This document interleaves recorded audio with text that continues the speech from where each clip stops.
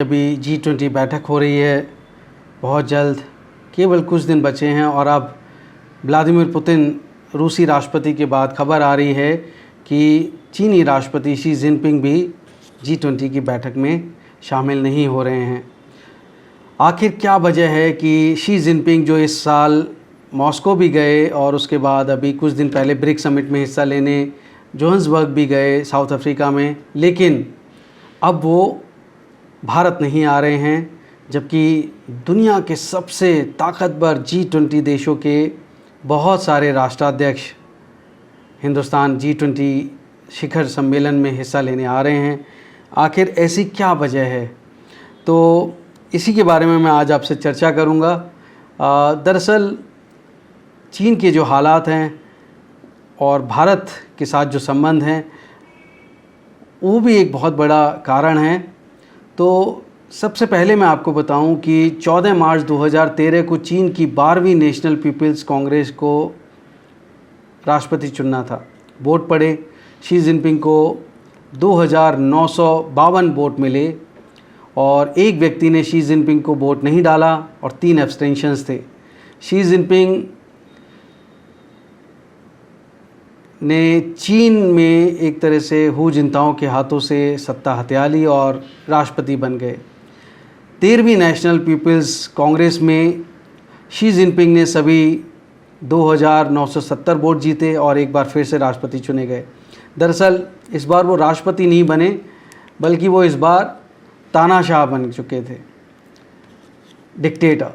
और चौथी बार तो उन्होंने संविधान ही बदल दिया और 14वीं नेशनल पीपल्स कांग्रेस में एक बार फिर कोई उनके खिलाफ वोट नहीं डाल सका और 2013 की तरह सभी के सभी 2952 वोट जीतकर शी जिनपिंग चीन के ताउम्र तानाशाह बन गए। तानाशाह को हू जिनताओं से सत्ता तो मिली, लेकिन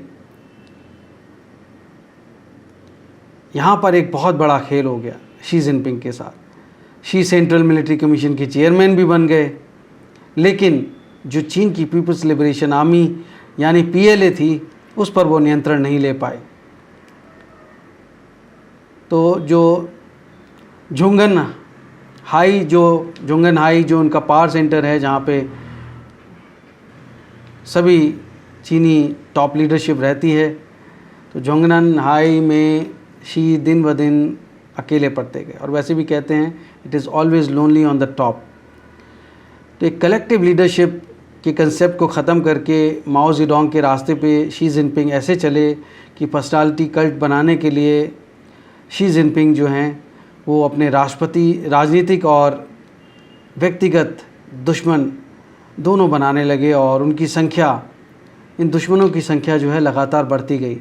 अब दरअसल शी जिनपिंग जब चाइनीज़ कम्युनिस्ट पार्टी के पहली बार जनरल सेक्रेटरी बनने वाले थे, तब भी उनके कई दुश्मन थे, लेकिन उन्होंने अपने दुश्मनों को चुन चुन के निपटा दिया, चुन चुन के सफाया किया। जिन लोगों ने शी जिनपिंग का उनके राइवल्स के एक्सटर्मिनेशन कैंपेन में साथ दिया, और उनका भी शी जिनपिंग ने धीरे धीरे सफाया कर दिया। और ये कहानी बोझ जिलाई से शुरू होकर बिजनेस टाइकून गुओ बेंगुई पर भी ख़त्म नहीं हो जाती है, बल्कि माओ जेडोंग की तरह शी जिनपिंग काउंटर रिवोल्यूशनरीज़ की CCP में एक तरह से पर्जिंग करते रहे। और ये पर्जिंग या पर्ज या जिसे हम सफाया कहते हैं, ये चीनी विदेश मंत्री चिनगांग पर ही ख़त्म नहीं होता, ये आज भी जारी है। दरअसल चीनी तानाशाह ने सत्ता के खेल में जितने दोस्त बनाए, उससे ज़्यादा शी जिनपिंग के दुश्मन बनते गए। अब समय का ख्याल रखते हुए कम शब्दों में कहूँ तो PLA रॉकेट फोर्स में पर्जिंग और चिंगांग एपिसोड ये साबित करते हैं कि शी जिनपिंग PLA पर नियंत्रण रखने में अभी भी संघर्ष कर रहे हैं, स्ट्रगल कर रहे हैं।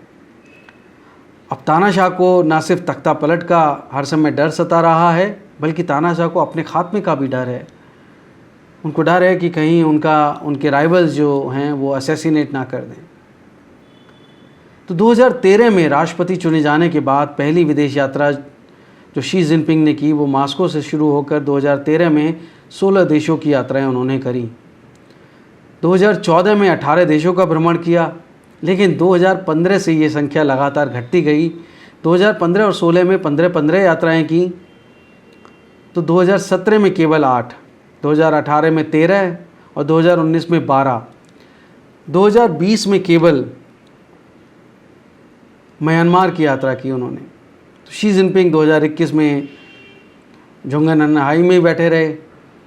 2022 में उन्होंने 5 देशों की यात्रा की और 2023 अब सितंबर अभी चल रहा है, आप देख रहे हैं, केवल रूस और साउथ अफ्रीका की यात्रा की। और अब शी जिनपिंग जो हैं वो G20 जैसी बहुत ही इम्पॉर्टेंट इवेंट है वो भी मिस करने वाले हैं।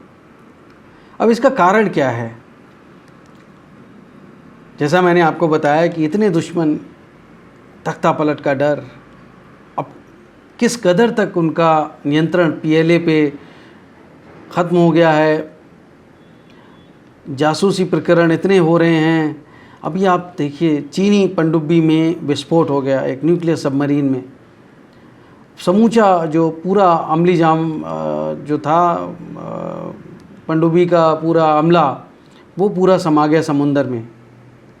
अब ये ऐसा साजिश का समुंदर शी जिनपिंग की चारों तरफ भंवर मंडरा रहा है। तो आप देखिए 21 अगस्त को चीन की नेवी की टाइप 093 न्यूक्लियर पावर्ड सबमरीन जो थी उसका तथाकथित तौर पे इनकाउंटर हुआ, सारे नेवल ऑफिसर्स मारे गए। अब ये पहले रिपोर्ट किया गया कि ये तो ताइवान स्टेट में हुआ, लेकिन बाद में पता चला कि ये ताइवान स्टेट में नहीं थी। इस इन्फॉर्मेशन अपडेट हुई, विदेशी मीडिया से आई थी, जो चीनी विदेश में रहते हैं, जो जर्नलिस्ट हैं, एक्स जर्नलिस्ट हैं या जो चीन से भाग गए, उनके मार्फत ये रिपोर्ट आई कि वेस्टर्न पैसिफिक येलो सी में ये घटना घटी है। और सारे नेवल ऑफिसर जो ऑन बोर्ड थे, उसमें 7 ट्रेनी भी थे, बिल्कुल स्पेसिफिक संख्या बताई गई, वो मारे गए। और CCP की सेंट्रल मिलिट्री कमीशन हेडक्वार्टर को 2 बजे 21 अगस्त को इसकी सूचना बीजिंग में दी गई, जो बीजिंग के समय के हिसाब से। अब चाइनीज़ ऑफिशियल मीडिया जो है उन्होंने 24 अगस्त को डिनाई किया कि ऐसी कोई घटना नहीं हुई है, लेकिन चीनी राष्ट्रपति को पता है कि 9 डैश लाइन को मैप पे अपना बनाना तो बड़ा आसान है। अरुणाचल या अक्साई चिन को अपने मैप में अपना बना लेना बड़ा आसान है, लेकिन हकीकत में ऑन ग्राउंड इतना आसान नहीं है। इसके बाद मैं एक दूसरी खबर की बात करूंगा, क्योंकि जो डोमेस्टिक कंडीशंस हैं अभी शी जिनपिंग के सामने, वो बड़े महत्वपूर्ण है। दूसरी जो सबसे बड़ी घटना घटी है चीन की PLA में, वो है जिहुआ झाओ में पूरी की पूरी ब्रिगेड डुबो दी तानाशाह ने। कैसे डुबो दी? अब रिपोर्ट्स हैं कि CCP की जो एलीट मिलिट्री यूनिट्स हैं उनको बड़ा लॉस हुआ है। हेबई प्रांत में जो है, जो झाओ सिटी जो है हेबई प्रोविंस में पड़ती है, और वहाँ फ्लडिंग हो गई। और फ्लडिंग ऐसी कि बीजिंग का जो शी जिनपिंग का जो पेट प्रोजेक्ट था जियोंगांग जिसे कहते हैं, जियोंगयांग न्यू एरिया, और बीजिंग को बचाने के लिए फ्लडिंग की गई और जानबूझ के पूरी की पूरी ब्रिगेड डुबो दी गई। अब उसमें कितनी कैजुअल्टीज़ हुई ये तो पता नहीं, लेकिन बहुत हैवी इक्विपमेंट को लॉस हुआ है और बहुत सारी जानें भी गई हैं।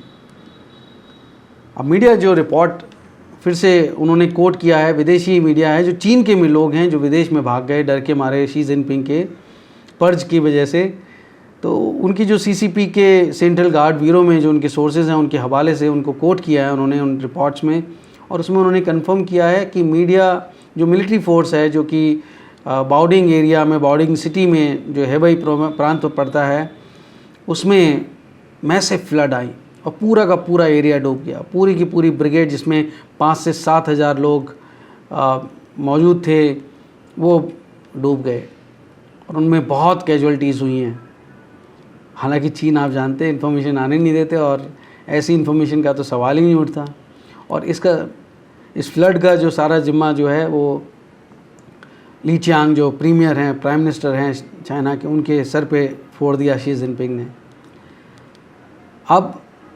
अब देखिए कि इतनी बड़ी घटना हो जाए जहाँ पे PLA की एलीट यूनिट हों, मतलब स्पेशल एलीट यूनिट, और वहाँ पे कोई CCP की कोई टॉप लीडरशिप विज़िट ना करे, झाओझाओ सिटी में, तो ये कैसे संभव है? इसलिए क्योंकि वहाँ पे अगर गए तो मिलिट्री जो है वो प्रोटेस्ट कर सकते हैं, वो कैसे बिहेव करेंगे उनको पता ही नहीं, क्योंकि बहुत सारे मिलिट्री पर्सनल जो हैं वो डूब गए उसमें, पीएलए के लोग डूब गए उस बाढ़ में।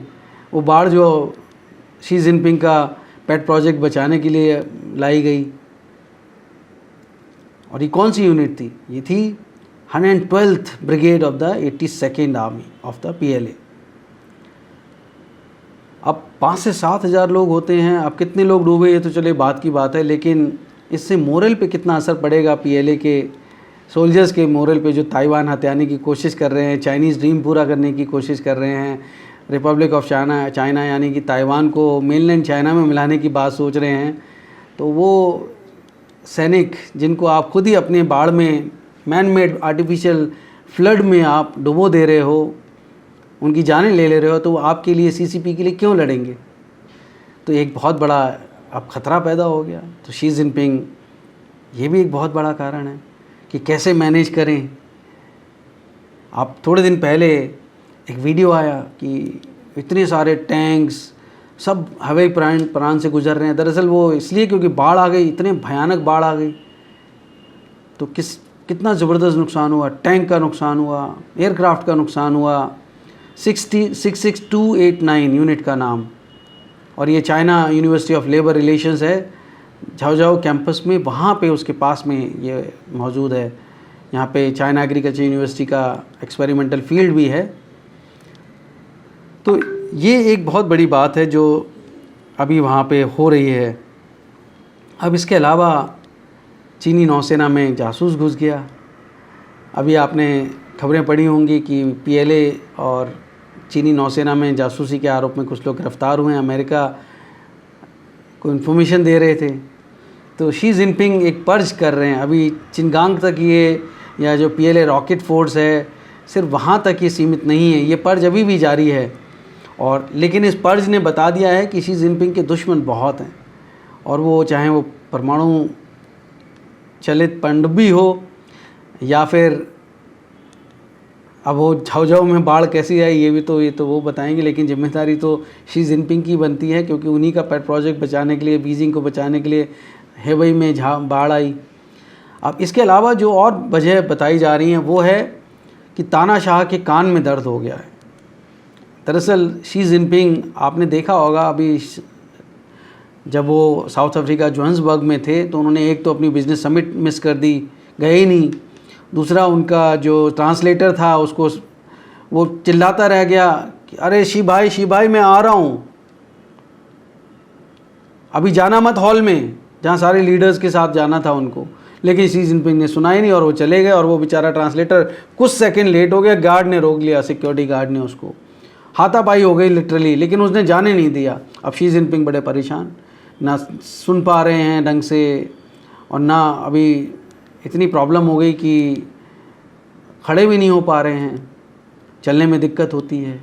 क्या रोग लगा उनको? तो कह रहे हैं कि मैनियर्स डिजीज़ हो गई उनको, कान की, जो उनको डिसबैलेंसिंग भी कर रही है, और इसके साथ साथ उनको माइल्ड पार्किंसंस डिजीज़ जो है वो डिटेक्ट हुई है। तो ये एक बहुत बड़ा कारण है कि शी जिनपिंग लगातार एक के बाद एक अपनी हर साल यात्राएं कम करते जा रहे हैं, और इस बार तो बहुत ही कम। जान का डर तानाशाह को वैसे ही सता रहा है, इतने दुश्मन हैं। मैं इस पर आपको डिटेल में वीडियो बनाऊंगा और आपको जानकारी दूंगा। लेकिन अब देखिए, उनकी जो चाइना नेचुरल रिसोर्स मिनिस्ट्री जो भी है तथाकथित तौर पे, उन्होंने जो नया मैप जारी किया है उसमें तो उन्होंने 9 डैश लाइन का जितना भी एरिया था, ना सिर्फ ताइवान बल्कि साउथ चाइना और उसके अलावा अक्साई चीन और अरुणाचल प्रदेश को भी अपना बना लिया। लेकिन रूस का एक एरिया जो चीन पहले अपने क्लेम करता था, उसको उन्होंने रूस में दिखाया, यानी कि रूस के साथ उनकी बॉर्डर सेटल हो गया और रूस के साथ दोस्ती बड़ी तगड़ी है। और अभी व्लादिमीर पुतिन वो हिंदुस्तान भी नहीं आ रहे शी जिनपिंग की तरह G20 में पार्टिसिपेट करने, क्योंकि इंटरनेशनल कोर्ट, क्रिमिनल कोर्ट जो है उसकी रूलिंग है, वो अरेस्ट हो सकते हैं। हालांकि हिंदुस्तान तो कोई ऐसा वो है नहीं, उनके साथ में हमारा कोई कॉन्ट्रैक्ट तो है नहीं। तो अब उस केस में, लेकिन फिर भी व्लादिमीर पुतिन नहीं आ रहे हैं। लेकिन व्लादिमीर पुतिन अभी अगले महीने जो है वो चीन जा रहे हैं। अब वो चीन जा रहे हैं तो रूस के साथ तो उन्होंने बॉर्डर सेटल कर लिया। तो आप याद करिएगा, जब रूस ने आक्रमण किया उससे पहले शी जिनपिंग गए थे यूक्रेन पे। जब आक्रमण किया रूस ने तो उससे पहले शी जिनपिंग रूस गए थे। और अब चीन जब ताइवान पे आक्रमण करने वाला है, इतनी भयानक खबरें आ रही हैं कि शी जिनपिंग हर हालत में ताइवान का, या तो पूरा ताइवान नहीं तो ताइवान का कुछ हिस्सा जहाँ पे प्रो चाइनीज़ आबादी बहुत ज़्यादा है, जहाँ कुमनतांग या जो डीपीपी उनका कंट्रोल कम है, उन एरियाज़ को पहले शी जिनपिंग हथिया सकते हैं, मिलिट्रली टेक ओवर कर सकते हैं। तो अब व्लादिमीर पुतिन वहाँ आ रहे, तो चीन और रूस की दोस्ती बड़ी अच्छी चल रही है। लेकिन वो G20 समिट जो है वो एस्केप कर रहे हैं। क्यों? क्योंकि वो डोनेट्स और लुहांस की तरह जो है वो ताइवान को हथियाना चाह रहे हैं, और व्लादिमीर पुतिन की खातिरदारी में तानाशाह जो है वो जुटे हुए हैं। अब यहाँ पे ब्रिक्स में जो मोदी साहब से वादा किया वो तो निभा नहीं पाए अभी तक। भाई जो भी इनफॉर्मल मीटिंग हुई हमारे प्राइम मिनिस्टर मोदी साहब के साथ में शी जिनपिंग की, और उसके बाद जो मीडिया को स्टेटमेंट रिलीज़ किया गया कि डिसएंगेजमेंट और डीएस्केलेशन के लिए दोनों देश जो है सहमत हो गए हैं, और एक तरह से अपने अपने जो टॉप मिलिट्री या जो भी रेलिवेंट मिलिट्री लीडरशिप है उनको कहेंगे कि भाई अपने एफर्ट्स इंटेंसिफाई करो और जल्दी से करो। पर आप देखिए ब्रिक्स जोहान्सबर्ग से आए हुए कितने दिन हो गए प्रधानमंत्री मोदी जी को और शी जिनपिंग को वापस गए हुए, तब से लेके अभी तक चीज़ें वहीं की वहीं हैं। कुछ अभी तक जो हमें पता लगा है, मीडिया रिपोर्ट्स आ रही हैं, वो वहीं की वहीं हैं, कुछ चेंज हुआ नहीं। तो अब कहने का मतलब यह है कि अगर वो हिंदुस्तान आते हैं तो वो क्या मुंह दिखाएंगे हमारे प्रधानमंत्री मोदी साहब को। अब सुंजू की एक कहानी है। सुंजू जो बहुत बड़े मिलिट्री कमांडर रहे हैं चीन के, और उनके जो सिद्धांत हैं वो दुनिया जानती है। तो वो सुंजू कहते हैं कि जब अगर आप एक स्ट्रॉन्ग लीडरशिप से मिल रहे हो तो भैया शांत बैठो, जाओ मत। जहाँ वीक लगो वहाँ स्ट्रॉन्ग दिखाओ, जहाँ स्ट्रॉन्ग हो वहाँ वीक लगो। तो शी जिनपिंग जो है हिंदुस्तान आएंगे, यहाँ पे तो दुनिया के सभी टॉप लीडर्स होंगे। तो अगर दुनिया के सभी टॉप लीडर्स हैं तो जाहिर सी बात है कि शी जिनपिंग को उन सबको फेस करना पड़ेगा, और इतनी जवाब देने पड़ेंगे, क्योंकि हर हालत में अमेरिका के साथ अच्छे संबंध नहीं, किसी देश के साथ उनके अच्छे संबंध नहीं। पूरा यूरोप नाराज़ है लिटरली, एक सर्बिया वगैरह को छोड़ के। अब हिंदुस्तान के साथ आप कैसे जवाब देंगे आप? दूसरा डर उनको ये लग रहा है कि भैया ये अक्साई चीन और अरुणाचल प्रदेश, हमारे तो गृह मंत्री अमित शाह जी ने पार्लियामेंट में कहा था, राजनाथ सिंह बार बार कहते हैं 1 इंच ज़मीन नहीं देंगे। अब वो रेटोरिक है या सच में, लेकिन हम सब जानते हैं कि जब अमित शाह जी ने, गृह मंत्री जी ने अक्साई चीन और पीओके की बात करी पार्लियामेंट में, उसके कुछ समय के बाद ही ये जो लद्दाख का मुद्दा है ये आ गया, चीनी घुसपैठ हो गई, और चीन फिर वहाँ से जा नहीं रहा। जिसको प्रधानमंत्री नरेंद्र मोदी कहते रहे कि कोई घुसा नहीं, ना कोई घुसेगा, और उस पर बहुत कंट्रोवर्सी, विपक्ष भी काफ़ी सीना चौड़ा करके अब प्रधानमंत्री मोदी को बार बार ललकारता है उस मुद्दे पे। तो अब जब इंडियन गवर्नमेंट का स्टैंड इतना स्ट्रॉन्ग है, और वहाँ पे तानाशाह के सामने कोई और रास्ता ही नहीं, क्योंकि वो भी वहाँ पे अति चरम राष्ट्रवाद, और यहाँ पे तो राष्ट्रवाद है ही। तो